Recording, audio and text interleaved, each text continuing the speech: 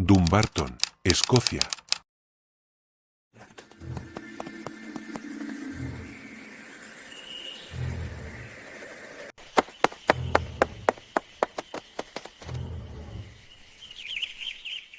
Estaba segura de que estaba muerta, confesó Lottie McKinnon en voz baja, con la mirada perdida en el vapor de su taza de té.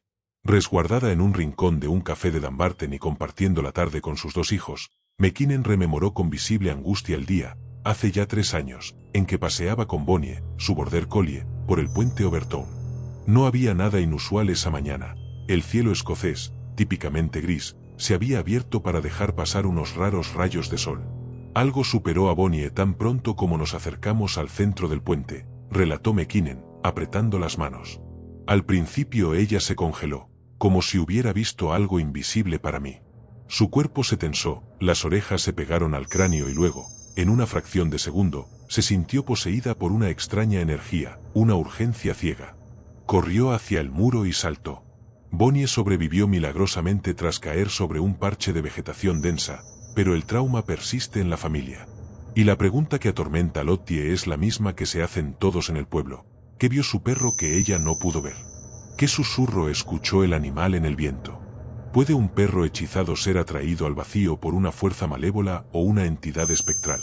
La escena suena tan absurda como un viejo episodio de la dimensión desconocida o un relato gótico de Poe, pero esto no es ficción literaria. Esto no es un accidente aislado ni una coincidencia estadística. Ha ocurrido más de 600 veces documentadas. Bienvenidos al puente Overtoun, en Dumbarton, Escocia. Un lugar hermoso, antiguo y maldito, conocido mundialmente por un solo nombre, el puente de los perros suicidas. Para comprender la magnitud del misterio, hay que observar detenidamente la arquitectura del lugar. El puente no es una pasarela común. Es una estructura victoriana de granito oscuro, construida en 1895, ornamentada con parapetos góticos y cubierta de una capa eterna de musgo y líquenes que le dan un aspecto de cuento de hada siniestro. Se alza majestuoso sobre el arroyo Overtoun Burn, un cauce que ruge 15 metros más abajo. La caída es engañosa para cualquier observador, pero mortal para el incauto. Desde arriba parece un simple salto hacia la copa de los árboles, pero abajo esperan rocas irregulares, salientes de piedra afilada y aguas heladas. Desde los años 50, la frecuencia de los saltos ha sido alarmante. Lo más aterrador no es solo que salten. Es el comportamiento de los sobrevivientes. Los pocos que sobreviven a la caída, malheridos, con huesos rotos y cojeando, a menudo suben de nuevo la pendiente del barranco, vuelven al puente y tratan de saltar una segunda vez. Como si la misión de morir no hubiera sido completada, como si la orden en su cerebro siguiera activa. Para entender el origen de esta oscuridad, tenemos que mirar hacia la casa que vigila el puente, la mansión Overtoun. Una imponente construcción señorial erigida en el siglo XIX por un rico industrial, el barón John White, conocido como Lord Overtoun. La historia oficial en los libros dice que era un filántropo cristiano y un pilar de la comunidad, pero la memoria local, transmitida de generación en generación, cuenta otra historia mucho más turbia. Lord Overtoun hizo su inmensa fortuna con una fábrica de productos químicos, la planta de cromo de Southfield. Las condiciones allí eran infernales, dignas de una pesadilla industrial. Los trabajadores, explotados y sin protección, sufrían perforaciones en el tabique nasal y úlceras en la piel debido al polvo tóxico de cromato. Se dice que el sufrimiento, el dolor y la muerte prematura de esos hombres impregnaron cada moneda de la fortuna de Overtoun, por extensión, las tierras que compró para su retiro. La leyenda local dice que el puente está embrujado por la Dama Blanca, el espíritu de la esposa de Overtoun, que pasó sus últimos años vagando por el puente tras la muerte de su marido en 1908, consumida por la pena y, quizás, atormentada por la culpa del origen sangriento de su riqueza. Los locales más ancianos aseguran ver una figura blanca, etérea y triste, en las ventanas de la mansión o caminando sobre el puente en las noches de niebla. Y dicen que los animales, que tienen un sexto sentido para estas vibraciones, no están saltando por voluntad propia, están siendo llamados. Sienten una presencia. Oyen un silbido o una orden que el oído humano no puede captar. Y esa presencia los invita a cruzar al otro lado. En la rica mitología celta de Escocia, existen lugares geográficos conocidos como lugares delgados. Son puntos específicos en el mapa donde la barrera física entre el cielo y la tierra, entre lo material y lo espiritual, Es tan fina que ambos mundos se tocan y se confunden. Overtown, dicen los expertos en folclore, es uno de esos lugares. Un sitio donde la confusión sensorial afecta tanto a vivos como a espíritus, y donde las leyes de la realidad parecen doblarse.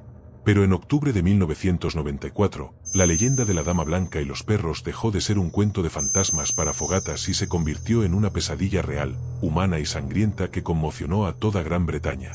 Un día de otoño, un hombre de 32 años llamado Kevin Moy caminaba por el puente con su esposa y su hijo recién nacido, Eogan.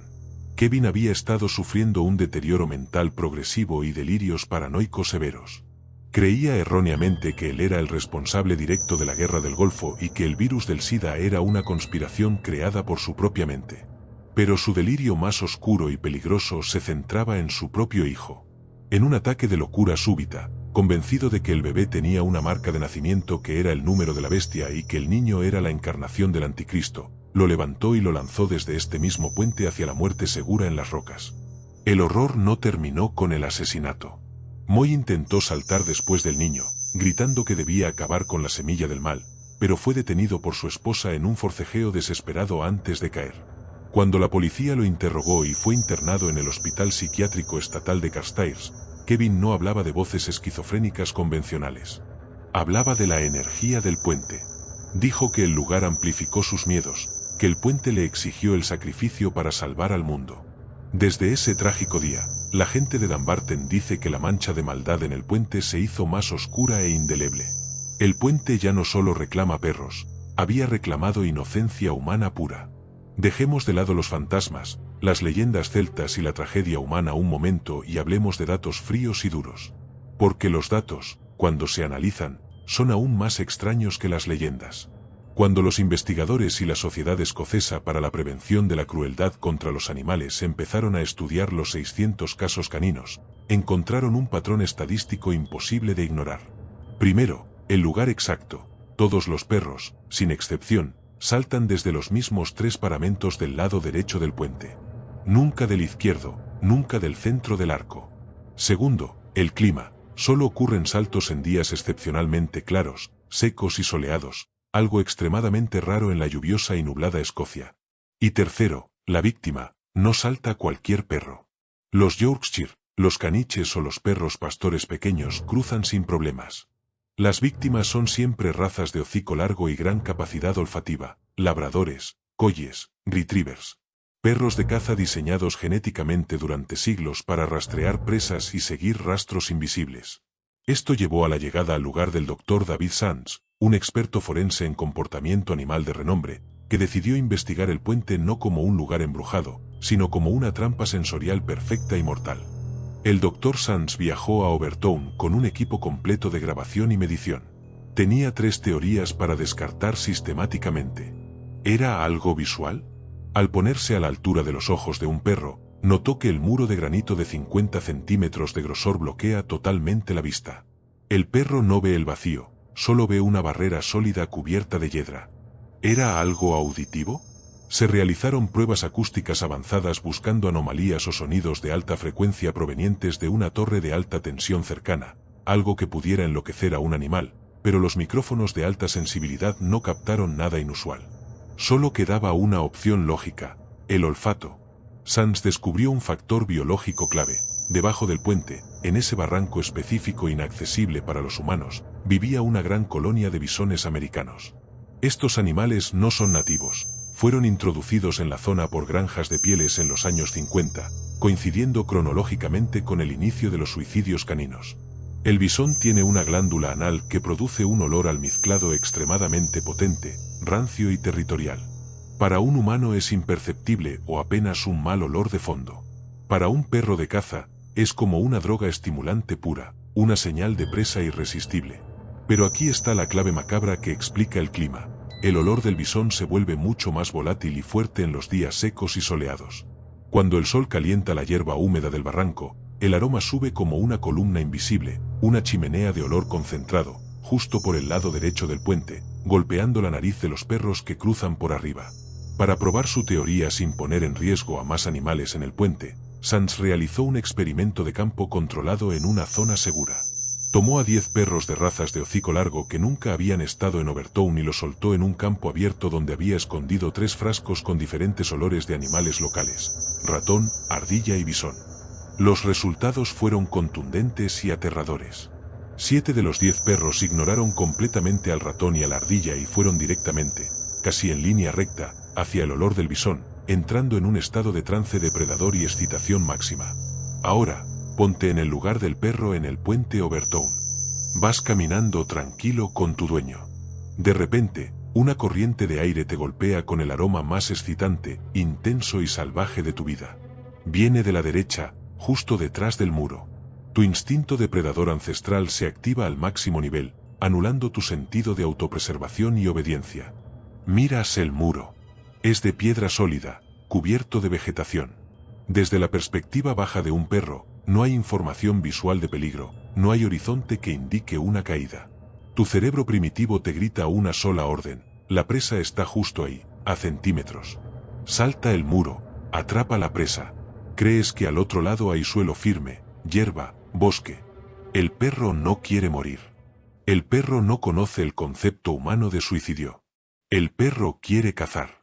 Salta con toda su fuerza muscular, esperando aterrizar sobre la hierba para capturar al bisón. Y cuando está en el aire, en ese segundo terrible de ingravidez donde la piedra desaparece, se da cuenta de que no hay suelo. Solo aire, gravedad y una caída mortal hacia las rocas del arroyo.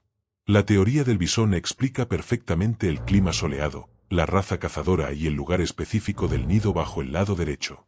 Es la explicación oficial aceptada por la ciencia y los etólogos. Pero los locales de Dumbarton no están convencidos del todo. Preguntan con un escepticismo lógico: hay bisones en toda Escocia. Hay cientos de puentes de piedra en toda Escocia. ¿Por qué solo aquí?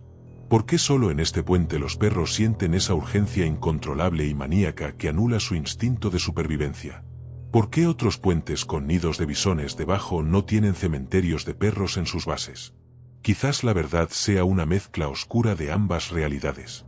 Una trampa olfativa perfecta y cruel diseñada por la naturaleza, situada casualmente en un lugar donde la historia y la tragedia humana ya habían dejado una herida abierta, un lugar delgado donde la muerte parece tener más peso. Hoy, si visitas Overtown, verás un cartel oficial del gobierno que dice: por favor, mantenga a su perro con correa. Una advertencia simple para un peligro complejo que nadie termina de entender por completo. Porque en el puente Overtown, la línea entre el instinto animal y la locura sobrenatural es tan delgada como un salto al vacío.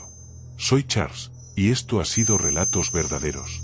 Si tienes perro, abrázalo fuerte hoy y nunca le sueltes la correa en lugares donde no puedas ver qué hay al otro lado. Hasta la próxima historia.